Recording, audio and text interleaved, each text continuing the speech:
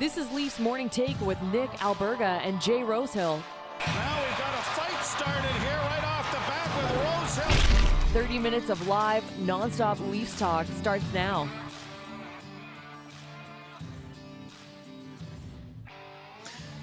Presented by PointsBet Canada and Montana's, it's the Friday edition of Leafs Morning Take. Nick Alberga with you. As you can see, no Jay Rosehill. He's on location this week. No, just today. He's in Sin City with his buddies, as we've referenced all weekend long and all week long. So certainly looking forward to an update coming up on Monday. But don't fret. Rosie did grace me with a 3 Hits with Rosie that he recorded before the game last night. So if you're expecting analysis on that victory against Winnipeg, you're not going to get it. But he got rather philosophical and very deep when it came to the second half of this Leafs team and what they're looking like moving forward and how we're in the dog days of this season. So 3 Hits with Rosie's coming up in about 5 minutes from now. Also, we're about 44 days away from the NHL trade deadline. So the conversation, without question, will pick up. All-Star Weekend's a couple weeks away, and then in the stretch drive into March 3rd, the NHL trade deadline. With that in mind, things are getting serious. To help break that down, I've invited the NHL Insider of all NHL Insiders, Frank Seravalli. He'll drop by in about 10 minutes or so. From what I understand, Frank's dropping a new trade targets board on today's edition of Daily Faceoff live directly following this show. So make sure you check that out because shit's about to hit the fan, in my opinion. Remember to subscribe, tap that like button, leave us a review wherever you're checking us out. And don't forget to visit LeafsNation.com for the very latest in all things Toronto Maple Leafs. Thoughts, comments, questions, or concerns, drop us a line in the chat down below. If you just want to talk, tell me what you're up to this weekend. Go ahead in the chat down below, and I'll get to those a bit later on. But for now, we're going to get over the boards.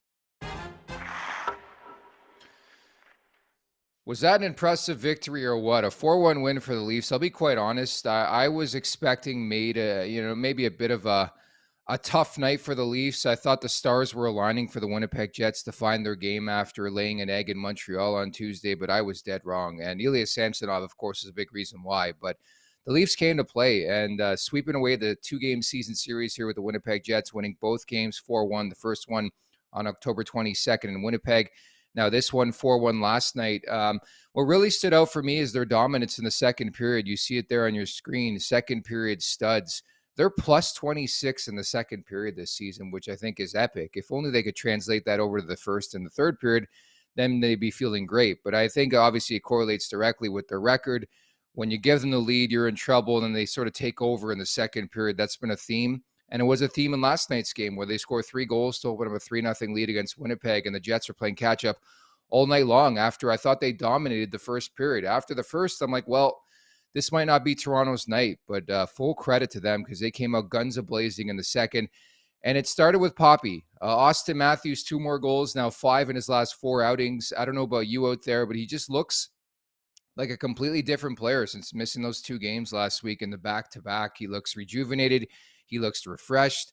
The bounce is there. He was named an all-star last night. Everything's trending upwards for Auston Matthews. I know he's far behind Connor McDavid, but never say never. McDavid's got 39 goals after his goal last night against Tampa, but I really, really noticed Matthews again. That's the 3rd straight game dating back to Boston game, the Florida game, and now the one last night against Winnipeg, and he's really, really starting to cook. I think of note, too, that's his first 2-goal outing since November 5th. It's been a long time coming, and I think we're all waiting for that eruption from Matthews, and I think we have met the match when it comes to that conversation. Of course, Toronto's got Montreal coming up tomorrow night. The Habs always play Toronto tough, regardless of who's out of that lineup. They're really, really banged up right now, but I think it could be time for Matthews to do his thing here and get back involved in that conversation for the Rocket Richard. But at any rate, I think he's been really, really strong since coming back. And how about that shot block? Like, you don't believe that this team has bought in significantly more than they have in recent seasons. Just look at the game last night, the shot block there late from Auston Matthews. I just think proving a point. And Rosie and I have been talking about it all week, just the buy-in with this team and how professional they've been and standing up for each other. Bunting did it earlier this week. There just seems to be more team unity than we've seen in years past. But again, maybe we're a victim of trying to create narratives to think this year is going to be any different for this Leafs squad. But I'm going to piggyback off that because I do like what I've seen from this team in terms of standing up for each other, blocking shots, the heavy type plays that not necessarily you want to do, but are necessary to do if you want to win hockey games, specifically in the Stanley Cup playoffs. So I was thoroughly impressed with Auston Matthews last night. Speaking of which, I think it is time to give Ilya Samsonov some runway, potentially as the number one goalie. Number one, the record speaks for itself. Now, 12-0-1 on home ice. I crunched some numbers. 5 of the next 6 for the Maple Leafs at Scotiabank Arena. So there's your reasoning, I think, if you're Sheldon Keefe and company. Well, the guy's impeccable. He's 12-0-1 at Scotiabank Arena, and this is why we're running with him. Number two, I just think he's grossly outplayed Matt Murray since, the holiday break. So I think if you want to go with your guy who gives you the best opportunity to win games, I think it's Ilya Samsonov who I would lean with. And obviously, when you have a back-to-back scenario, you sprinkle in some Matt Murray. But I think some practice time can do nobody harm, and I think that's what Matt Murray needs right now. And Samsonov, 11 for 11 the other night, 37 stops last night, just surrenders the 1 and a 5-on-3. I think this is exactly what the doctor ordered for the Maple Leafs. Michael Bunting, 2 assists, and of course, Mitch Marner, what a beauty, shorthanded there in the second period, extends his home point streak to 20 games. So he gets a 23-game point streak earlier on this season, now a 20-game home point streak. This guy's had an epic season. I love just sitting back and enjoying the greatness. He really is setting records this season, literally is too. And it's been really, really impressive to watch. So that was one of the more impressive feels I've had following a Leafs game this season, where I was it's a tough opponent. They already beat Winnipeg earlier this season. They're coming off the high of a come-from-behind victory against Florida. Everything was trending in Winnipeg's direction. And the Leafs said, nah, I don't think so. Spearheaded, of course, by Samsonov and Auston Matthews. So as mentioned, Jay Rosehill had some thoughts. It was pre to the game yesterday, so you won't hear any remarks on the Winnipeg-Toronto game. But nonetheless, here's another edition of 3 Hits with Rosie. Hey guys, welcome back to a quick 3 Hits with Rosie here. I'm starting off just talking about the situation the Maple Leafs are in at this point in time. I think we talked about it yesterday, being the dog days of the season right now. I mean, everyone, especially living up in Canada or in the cold regions of the world, they hit those dog days of the winter. That's that January, February. The holidays are behind you. You're kind of got not much to look forward to except the springtime. In the NHL players' case, maybe the All-Star break, you get a little bit of a breather in the schedule, but that's still weeks and weeks off. And I think we're finding ourselves right now kind of with a little bit of inconsistency. Some of the play we haven't really seen, in the first few months of the season, especially where we were just rock solid banging off wins. And we've dropped a couple here in the last 3 weeks, but I think it's important to get our feet back under us, get our goaltenders going. It's odd because when this stretch is happening, we're actually quite healthy right now as a team. A few guys are here and there, Nick Robertson, that type of thing, but it's not like it was there during November, December, where, our whole decor is just completely decimated. And there's really no reason I can think of it happening other than it being just those dog days of the season where, the beginning of the season, you've kind of established yourself, is kind of behind you. The playoffs are what you're looking forward to. That's still a ways away. You want to get to All-Star break where you get that break, and it's kind of that wheel spinning time of year. And I think they need to address it, take care of it, and start getting a little run together. You're noticing a guy like Auston Matthews starting to heat up, and we need that to continue on into this weekend. Speaking of which, we got the Montreal Canadiens coming up. It's the Saturday night hockey game. Hockey night in Canada. This is the premier game for Toronto Maple Leafs fans, for people out in the East, where this rivalry is as old as the game itself, as old as the league itself, and that's indicative in the fact that they start every season by playing each other. That didn't go the Leafs' way. It was the first game of the season back in October. I consider that whitewash at this point, but the Toronto Maple Leafs right now in this era it's their time to shine. They are one of the premier teams in the NHL. The Montreal Canadiens are certainly not. They're a young team. They're building. They're getting their legs under them. But it needs to be a statement game for the Toronto Maple Leafs. They're coming into your house. You need to smash them. Make a statement that this is our time. You're not even in the conversation right now, Montreal. And I would like the Toronto Maple Leafs to, put an exclamation point on that fact by running them out of the building and really showing their dominance here on Saturday. That's what we need to see. And it would be a good time to do it right now after the last few weeks of play. Number 3, quickly, just want to talk off topic a little bit about, there's some awareness of the net in the NHL keeps coming off the moorings, when goalies are just sliding side to side playing butterfly. And it's really odd, and it continues to happen. It happened to Matt Murray earlier in the season, and he was getting a lot of flack for it, the point where they're, almost penalizing him for it.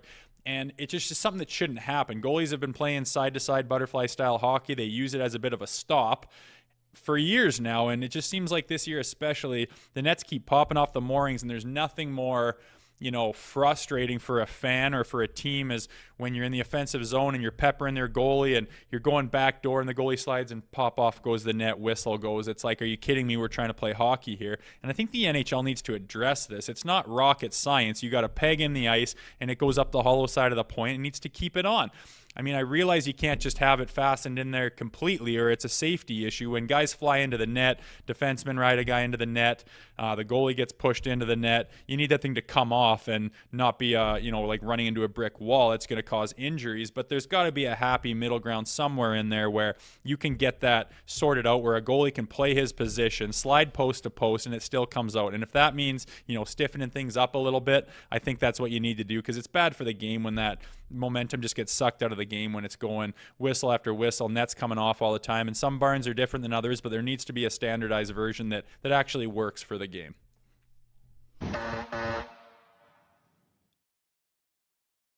I love that. Jay Rosehill bringing the heat. And of course, he's down in Sin City this weekend. Can't wait for the stories coming up next week. The following segment is brought to you by Montana's. Montana's is bringing back the viewing party with daily deals in 2023. Earlier this week, they unveiled their new comfort menu. On top of that, it's Friday, which means tons of fantastic drink deals. I know where I'm headed tonight. And speaking of which, I want to know where some marquee names in the NHL could be headed between now and the March 3rd trade deadline. So to help with that, who better to have on than the one and only Frank Seravalli? What's going on, Frank?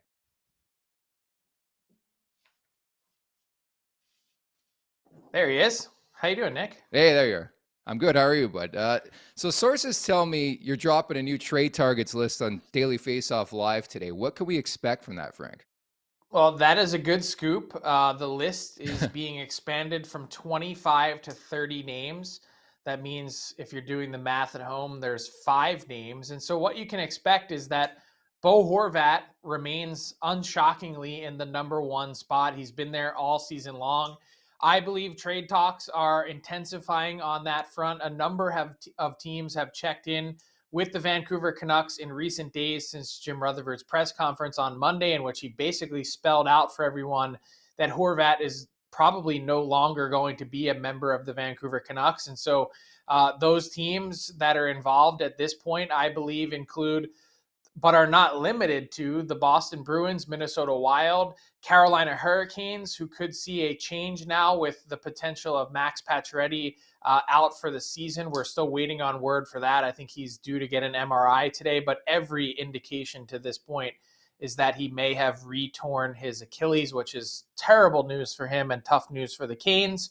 So I mentioned Boston, Carolina, Minnesota. I think the Detroit Red Wings are also in that group, and I know I'm missing one. It's off the top of my head, but Seattle? It'll come to me. Oh, that's Seattle? it. The Seattle Kraken. Yep. How about the Leafs? Do you think they get involved on Horvat, or is it too rich of a price? I think it's too rich of a price, and I also don't know how much it really makes sense. Like, where would you slot him? How much does that eat into whatever John Tavares is doing? I guess you could move one of them to the wing, but if the Leafs are going to go down the forward path, to me, it's kind of the second line left wing spot that you'd probably be looking at. Someone that has some versatility that could play center if you really needed to and got into an injury issue. But I still think this team's focus is on the back end. And actually, one of the names that I included on my list that I believe the Maple Leafs have inquired about is Jake McCabe. He was the biggest riser from the last list that I did 2 weeks ago. He was in the number 20 slot all the way up to number 7. The Blackhawks have received a number of calls from him. He has a 7-team no trade list. The other teams that have called include Edmonton and the Los Angeles Kings. Here's the thing with McCabe, his 7-team no trade list. You say, well, why 7 teams? It probably includes all 7 Canadian teams for the American-born defenseman. But I'm told that the Maple Leafs are one team that are not part of that list. It's the other 6 Canadian teams. So interestingly enough, I think they've had some interest in him going back a ways. And here's where this is what I outlined in the piece, Nick. Here's where it really gets interesting from a Toronto perspective. What if you can entice the Chicago Blackhawks, who have tons of cap space, to retain half on Jake McCabe and get him at $2 million a year for each of the next 2 years? He's probably already playing at a $4 million level right now. Yes, there's risk and injury history. There's risk with any player, but at $2 million a year, that gives you some serious cost certainty at a time when the Leafs really need it on their back end. Oh, without question, Frank, and certainly in this cap world, like you need to grab that cap and that luxury anywhere you can find it. And certainly, I mean, you're an insider. How quiet has it been, behind the scenes? Because that's my biggest question. I love NHL trades, but in this cap era, and the fact that every contender or team who thinks they have a legit shot this year just has no cap space, right? I actually think it's heated up in a pretty big way this week. This Horvat talk, I think, has been a big generator of that. And I also think here's the other part of it. We're 6 weeks today from deadline day. Pro scouting and amateur scouting meetings are wrapping up. Most teams have already done them. The Leafs were in the first week of January. They actually did them here in Philadelphia. So they have their marching orders. They have an idea of the names that are on their list, their positional needs, and who they'd like to target. Now it's about going out and executing. And I think the Leafs have taken a really patient approach to this point, and that makes sense. What you need today may not be what you need in 6 weeks, especially the way this season has gone with injuries. So I think that makes sense to take your time. I think they're surveying everything. But I do think as a whole, the market has there's a lot of increased chatter in the last 3 to 4 days. I love to hear that as somebody, again, who loves trades. To the best of your knowledge, is Matthew Knies an untouchable, or could he end up being Toronto's big deadline addition? Not an untouchable. I think someone that the Leafs clearly value, but I believe in the right deal is available. And I think you'd have to include just about anyone in terms of futures if you're the Leafs at this point. This is a burn the boats type year. They need to make hay in the playoffs. It's not just win one round with this team and how good they've been in the regular season the last few years. They need to do more than that. And so I don't think you're leaving first round picks or a prospect like Matthew Knies, who I think there are question marks about. And maybe if the Leafs could go back and have some revisionist history and redo last year's deadline, maybe they include him and take a bigger swing with some of the pieces that they did trade for. Because I think he's maybe viewed a little bit as less of a top prospect than he was 1 year ago. And so that's not a knock on the player. It's just that, look, guys take different paths of development, and I think they were a little bit hesitant or had some trepidation to move him. And I think this time around probably wouldn't be as big of a deal. Yeah, and I think to that point too, we have to be careful in this market. It happened with Nick Robertson, where the media hypes it up, and then the player gets to the league, and there's just so much pressure to perform. And if I think you're crazy, I think, if you think a guy from college is going to come in and be a bona fide stud right away in your top six as you try to win a Stanley Cup. I just think it's unrealistic of an expectation. Timo Meier with the San Jose Sharks is always a name that's fascinated me. What can you tell us about Meier? What's the likelihood he gets dealt, and could he be a possibility for the Maple Leafs? It's a very high likelihood that he goes. I don't think the Sharks are making much of a push to sign him.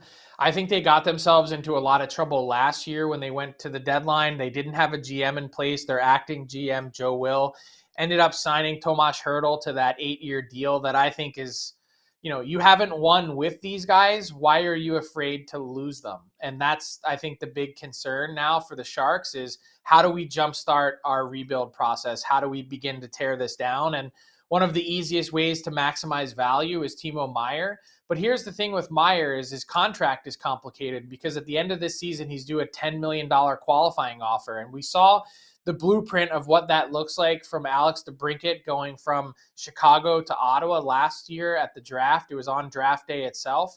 They got the number 7 overall pick, the number 39, which was also a second round pick, and a third round pick as well. So a first, second, and third. But here's the main difference. There's actually a couple. that I believe illustrates why Timo Meier, as good a player as he is going to bring back less than DeBrincat. One is by the sheer nature of whatever team you're trading with in contender mode, that first round pick is going to be in the 20s, not 7 overall. So you're already dealing back from that standpoint. And then 2, with DeBrincat, you at least had one more season of him at a relatively reasonable $6.4 million, whereas at the end of this, Meier is an RFA and has some significant control and leverage. And he's also a few years older than Alex DeBrincat. So I think all those things factored in, teams are going to point to that and say, hey, this might be a really reasonable acquisition cost, provided that we can afford to sign this player long term. It's going to depress the return for San Jose, but it's pretty good for any team that might be trying to get a guy who's going to hit 40 goals quite clearly for the first time in his career. So Horvat, O'Reilly, Tarasenko, Chychrun, Meier, some of the bigger names. In your opinion, I'll put you on the spot. Who moves first? Horvat. I think there's a real chance Horvat is traded before the All-Star break. And so those 5 teams you mentioned. Okay, Frank, we'll look forward to Daily Faceoff Live. We'll have that expanded list. And thanks so much for your time today. Appreciate it. Thanks, Nick. Anytime. That is Frank Seravalli. What an absolute beauty. And yeah, make sure to check out Daily Faceoff Live, which is directly following this show, starting at 12 Eastern time. Frank and Tyler and others do just a tremendous job. And for somebody who loves hockey and has the passion the way I do, and I know a lot of you listening and watching, same thing. I love trades, man. They get my blood flowing, my juices flowing. Doesn't have to be a Leafs trade. I love it. And who better to talk to than an NHL Insider who gave us some fantastic stuff, namely the stuff on Jake McCabe. So I'm very, very intrigued to see where that goes with the Maple Leafs conversation, and lots percolating, as Frank alluded to, the last week or so since Vancouver came out and said pretty much, we'll trade everybody. We're up against it. We want to make some moves here. So look out for that. Make sure to subscribe to the Nation Network YouTube page, also the Leafs Nation Twitter at TLNDC, Instagram and Facebook accounts. Lots of great prizes. Giveaways are coming your way later this month. Also, this year in general, in 2023, via our new friends over at Montana's. The wrap-up is brought to you by our friends at PointsBet Canada. Yeah, not to pump my own jets, but Kit's feeling great this week. He is 3 for 4 so far. Yes, I am talking in third person. I had the Auston Matthews anytime goal, and he scores twice at -120 yesterday. So I'm gonna hope I end off on a hot hand this week, but I want to put Rosie under the gun next week. He hasn't made a pick or a selection in a couple of weeks, so even if I am hot, I'm going to go to Rosie at some point in time next week, and hopefully he runs off a string. I just keep doing these things and keeps winning, so he's got to live up to the billing of this show and our hot picks.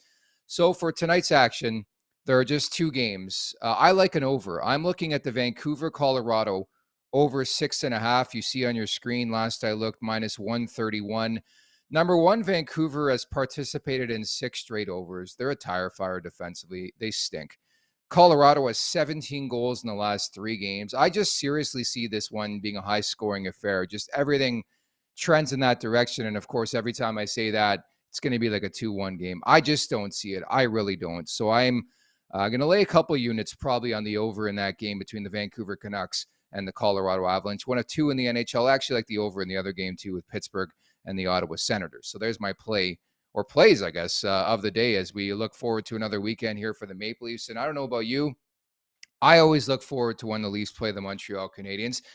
And I want a bit of revenge. If you remember back to the first game of the season, everybody feeling good about the Leafs, and they didn't lay an egg, but Montreal got the better of them. And it just seems like anytime these 2 storied rivals get together, it really doesn't matter who's on the rosters, where they're situated in the standings. They always get the best of each other and play their best. And I fully expect that from Montreal. I think you'd even look at the Montreal puck line. Like, I don't think it's going to be a blowout. I think it's going to be a close game, but I think the Leafs find a way to get the job done and exact a bit of revenge from the first outing this season. This is the second of 4 matchups, and we'll see that a lot in the second half of the season, by the way. A lot of games ahead against the Montreal Canadiens, the Ottawa Senators, the Buffalo Sabres. It's so weird sometimes when you look at the schedule. You're like, well, they've played like 42 games, but they barely played their division. It seems the way, at least. And I think it's going to start to correct itself over the next little while. We're going to see a lot of Montreal, a lot of the Ottawa Senators. They've done a lot of their traveling here in the first half of the season. So looking forward to that and creating even more separation, right? The Florida Panthers, a big win in Montreal last night, a fight-filled affair. we knew Paul Maurice was heated on Tuesday. Could only wonder what he had to say on Thursday. And of course, he took the fine as we all projected and expected following that game against the Leafs, where the officiating was subpar at best. And I think that continued into the outing last night against the Montreal Canadiens. So looking forward to that one against the Habs on Saturday night at the Bell Center. Nothing rivals that. The Chien Show, the hot dog steamé at La Belle Center are just the best in the league, in my opinion. I know this. I was born in Montreal, if you can believe that. I've been to the Bell Center a multitude of times. Their press food is uncanny. And I know they're just hot dogs, but they're just the world's best hot dogs, in my opinion. And congratulations as well to Auston Matthews. I guess he'll be joining me at All-Star Weekend in Sunrise in a couple weeks. He was among final 12 players voted for the All-Star Game and All-Star Weekend. I hope there's a chance Willie Nylander still goes, and that'll have to come in the form of a player injury. My best guess that Alex Ovechkin's not going to go because he never goes to the All-Star Game, so maybe there's the opportunity, the sliver of hope that Willie Nylander needs to get into the All-Star Game. But I can't say I'm crazy about the current format, and taking nothing away from teams like Chicago. Like Seth Jones is their All-Star. They've been an abomination this season. Like there's a couple teams where you're like, and you see there on your screen, like a lot of those guys are deserving, but then there's a couple teams where you're like, do you truly deserve an All-Star? Arizona's another perfect example. I know they've had a decent year. Philadelphia too. I would just like to see the top players, period, in the world. I don't care where they're from, at All-Star Weekend. And Nylander's had an impeccable season, and right now on the outside looking in when it comes to the All-Star Game in Sunrise. So maybe that does happen and come to fruition in the next couple weeks.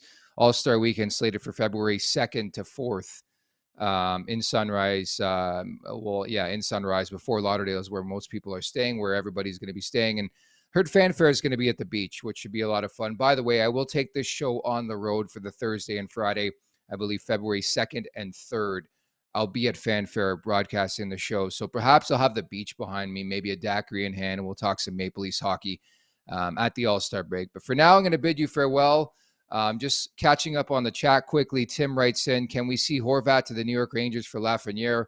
I think it's going to cost a bit more than that, but certainly it's a good idea. Certainly, Rutherford has been linked to Lafreniere for a while now, and I just don't know if the New York Rangers are truly looking to trade Lafreniere yet, because again, this is a highly touted prospect. Auston Matthews has realized not to run full speed at all times. I'm expecting a ramp up to play by the time in general, Auston in particular. I think you're bang on with that assessment as well, Tim. And I've noticed that. I said that off the top of the show. Different Matthews the last couple games. And if you need to give him a couple games off every now and again, then I think you do so. He's got that pep back in his step. And I know he's 15 goals behind Connor McDavid. Just never say never when it comes to Auston Matthews and scoring goals. And I just think that'd bring great theater to the Rocket Richard. Although we sit here on January 20th and Connor McDavid is 11 goals away from 50 on the campaign. So we'll leave it at that. Many thanks to Jay Rosehill and Frank Seravalli. Again, make sure to check out Daily Faceoff live in about 30 minutes from now. A new extended trade bait board and trade list board is coming your way as I bid you farewell for another week of Leafs Morning Take. Take care.